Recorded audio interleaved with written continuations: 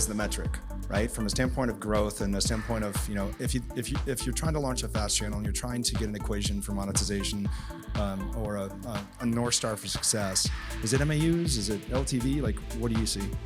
I mean, I think, average revenue per user, lifetime value, it's harder on fast because especially if you're a programmer and you're going through the platforms to get to your consumer, you're not really seeing who the consumer is. The guy from Vivo earlier said, control your access to your own audience. I think that's absolutely correct. All the more reason to understand, who your audience is and getting an idea of how to generate revenue from them.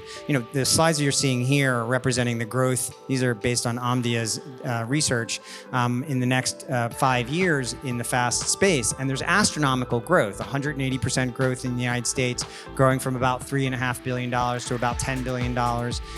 Look at the UK, 257% growth. Look at Australia, 500% growth. But then also look at the total aggregate number at the top.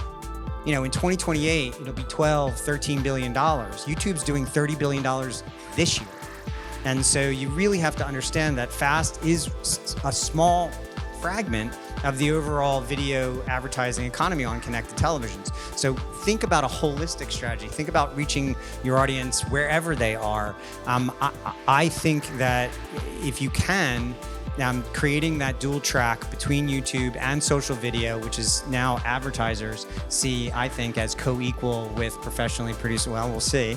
And this is our relationship. But I think you really do have to look at where your user is going, and length of time spent on channel is probably a good metric to use. But again, you don't control that data, which to me is another major conundrum in the fast ecosystem.